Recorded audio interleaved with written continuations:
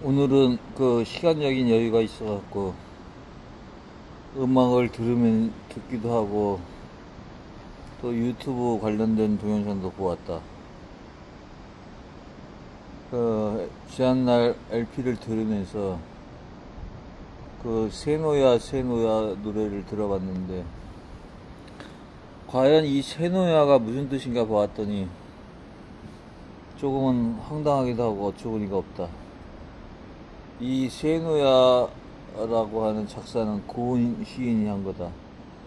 근데 이 작사를 하게 된 유래가 오늘날 고은 시인이 일제 강점기인지는 잘 모르겠지만은 그 남해바다에서 멸치잡이하는 어부들이 세노야 세노야 하길래 그 광경을 보고 작사를 하였다고 하는데 그 세노야는 우리나라 말로 하면은 그 우리나라 어부들께서 그 멸치잡이 할 때 이영차는 그 어떻게 보면은 그 노동요하고 비슷한 거다. 그런데 그거를 갖다가 세노야로 해서 그 작사 시를 만들었는데 거기다가 또 노래의 작곡을 붙여서 어린아이들이 나도 어렸을 때 들었지만은 참 이거는 민족 정신에도 어긋나고, 그리고 이분이 뭐 한때는 노벨 문학상 후보도 됐지만은 그, 그 미투 운동 때도 나타났지만 이분이 엽기적인 생각하고 성추행이라든지 여러 시인에 대한 이런 게 나왔는데, 이런 분이 만든 시를 우리 어린 자녀들, 어린이들이 읽는다는 건 나는 이해가 안 돼. 더군다나 한국어도 아닌 그 일본의 세노야가 영차 멸치잡이 노동요라고 하니 참으로 어이가 없다. 하루빨리 이런 불합리한 거는 조치를 정부에서 나서서, 아니면 저기 문화관광부든 교육부라든 이런 데서 나서서 이런 잔재와 병폐는 없어버리면 좋겠다. 그냥 내 개인적인 의견을 담아본다. 오늘은 마음이 조금 여유로운 날이다. 그리고 에즈카에서 엄청나게 많은 분들이 유입이 되고 있다. 다이렉트 비교보험 견적은 다이렉트에서 할 수가 없다. 하지만 오프라인으로 비교 견적이 가능하고,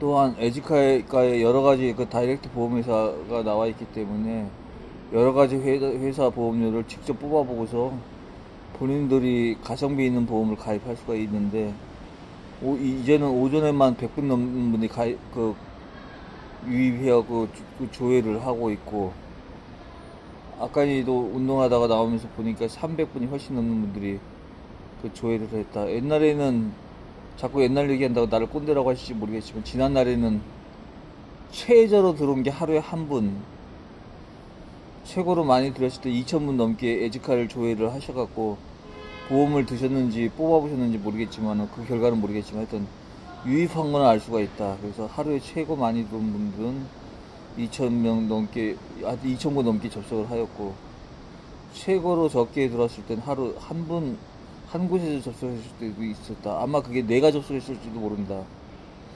그런데 아다시피 컴퓨터나 모바일은 아무리 접속 수를 늘리고 싶어도 1,000번, 10,000번을 해도 한 IP당 하나의 접속밖에 안 남는다. 그럼에도 불구하고 수많은 곳에서 이렇게 접속하고 조회해 주셔서 너무 감사드리고, 앞으로 향후 우리 유튜브 구독자님들도 갈수록 늘어나고, 조회수가 벌써 8만을 돌파를 했는데, 이분들이 같이 에즈카하고 연동해서 만약에 접속수가 된다면은 하루에 10,000명이 아니라 10만 명, 20만 명, 추후에는 뭐 100만 명 넘게도 접속이 될 것 같다. 노력한 보람이 있다. 그냥 쉬지 않고 노력한다. 물론 내가 재활에 관해서도 열심히 노력하지만, 그렇다고 또 일을 해야지만이 수익이 있어야지만이 또 남한테 아쉬운 소리 안 하고 살 수 있기 때문에 에즈카 관련해서 엄청나게 열심히 홍보하고 또한 그 일을 하고 있다.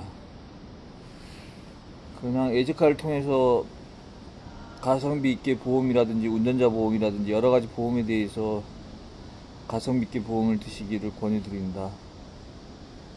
자, 어제는 진짜 많이 걷고 여러 군데 많이 다녔지만 오늘은 아침에 일어나서 다시 구암공원 가서 걷고 하프로 미리 걷고 계단을 벌써 10번 넘게 왕복하고 벤치에 앉아서 시낭송하고 이 유튜브 광고 내지 애지가 홍보를 하고 있다.